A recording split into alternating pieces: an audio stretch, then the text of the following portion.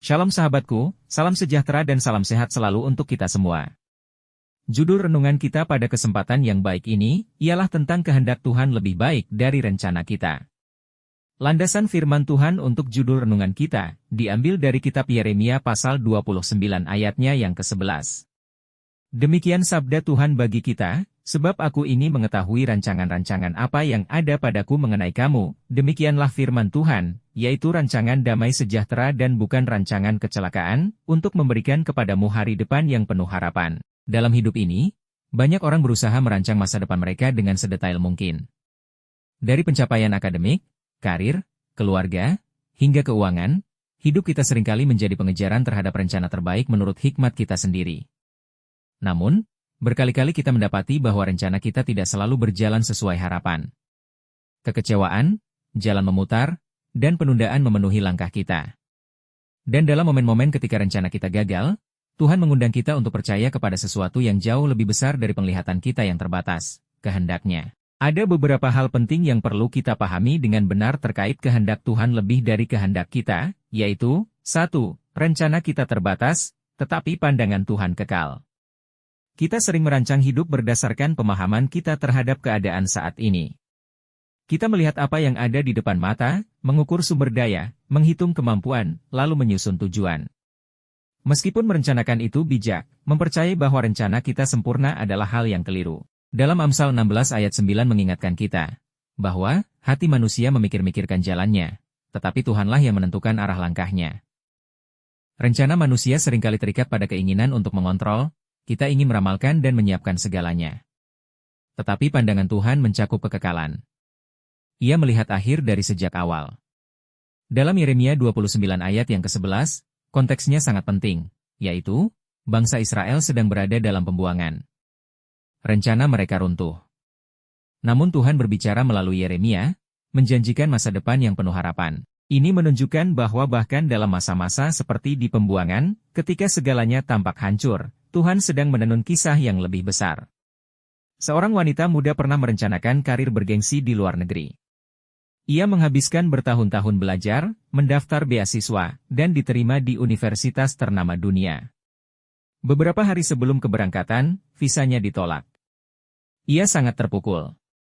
Beberapa bulan kemudian, melalui misi pelayanan yang awalnya ia ikuti hanya untuk mengisi waktu, ia menemukan panggilannya sebagai misionaris bagi suku-suku terabaikan. Mengingat kembali masa itu, ia berkata, apa yang saya kira sebagai penolakan ternyata adalah pengarahan ulang.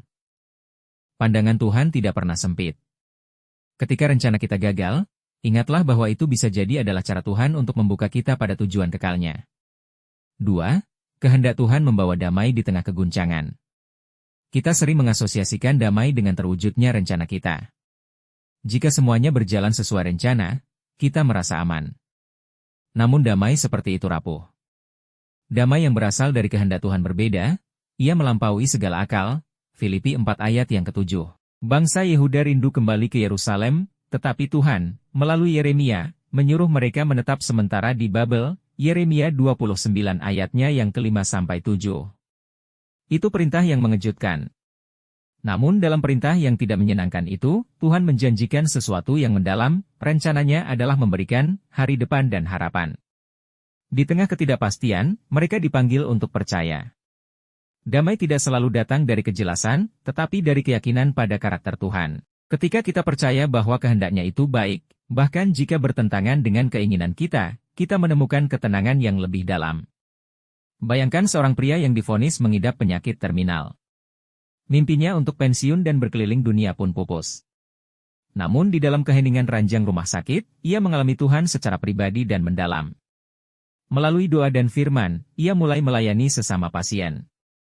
Para perawat dan pasien lain memperhatikan sukacita dalam dirinya yang melampaui pengertian manusia. Ia kemudian berkata, aku merencanakan kenyamanan, tapi Tuhan menghendaki belas kasih.